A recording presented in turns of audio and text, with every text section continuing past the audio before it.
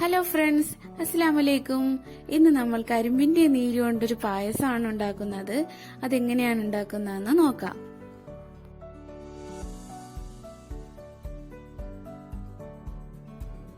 നമ്മൾ വീട്ടിൽ തന്നെ നട്ടു വളർത്തിയ കരിമ്പാണ്. ഒരുപാടൊന്നുമില്ല, കുറച്ചേ ഉള്ളൂ.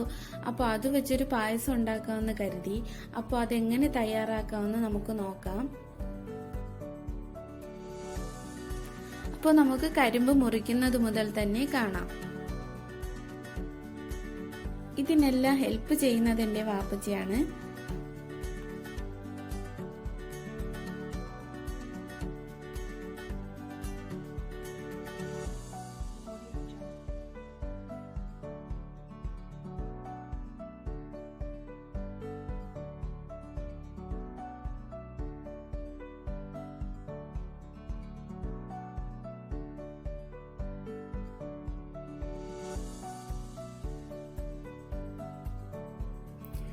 അപ്പോൾ കരിമ്പൊക്കെ ഇവിടെ ഇങ്ങനെ ക്ലീൻ ആക്കി റെഡിയാക്കി തന്നിട്ടുണ്ട്. ഇനി നമുക്കിതിനെ ചെറിയ കഷ്ണങ്ങളാക്കി എടുക്കണം.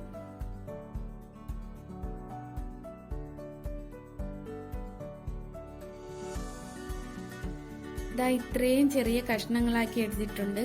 ഇനി ഇത് മിക്സിയുടെ ജാറിലേക്ക് ഇട്ട് നമുക്കിത് ജ്യൂസ് ആക്കി എടുത്തിട്ട് വരാം.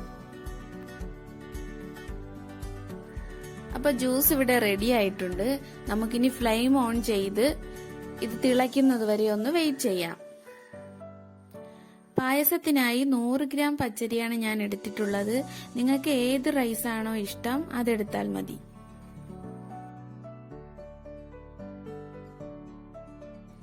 ഇനി ഇത് കുക്കറിലേക്കിട്ട് നല്ലതുപോലെ വേവിച്ചെടുത്തിട്ട് വരാം.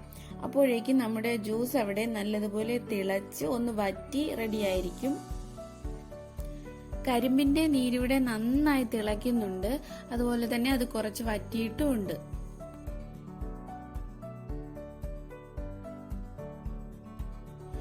ഇനി ഇതിലേക്ക് വേവിച്ചു വെച്ചിരിക്കുന്ന റൈസ് കൂടി ചേർത്ത് കൊടുക്കാം. കുറുകുന്നതുവരെ നമുക്കിതൊന്ന് ഇളക്കി കൊടുക്കാം. ഈ പായസം കുറുകി വരുമ്പോഴാണ് കരിമ്പിന്റെ ടേസ്റ്റ് ഒക്കെ നമുക്ക് നന്നായി അറിയാൻ കഴിയുന്നത്. ഈ പായസത്തിന് മധുരം പോരാന്നുണ്ടെങ്കിൽ കുറച്ചുകൂടി പഞ്ചസാരയോ കൽക്കണ്ടോ ഒക്കെ ചേർത്ത് കൊടുക്കാം. അപ്പോൾ നമ്മുടെ പായസം ഇവിടെ ഏകദേശം റെഡി ആയിട്ടുണ്ട്. ഇനി ഇതിലേക്ക് 1 കപ്പ് തേങ്ങാപ്പാൽ കൂടി ചേർത്ത് കൊടുക്കാം.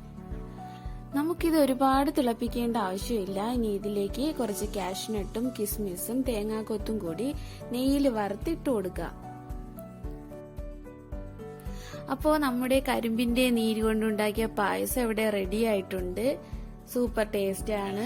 ഈ വീഡിയോ എല്ലാവർക്കും ഇഷ്ടപ്പെട്ടെന്ന് വിചാരിക്കുന്നു. ഇനി കരിമ്പൊക്കെ കിട്ടുമ്പോൾ ഇതുപോലെ പായസം ഒന്ന് ഉണ്ടാക്കി നോക്കുക. ഇനി നമുക്ക് അടുത്ത വീഡിയോയിൽ കാണാം.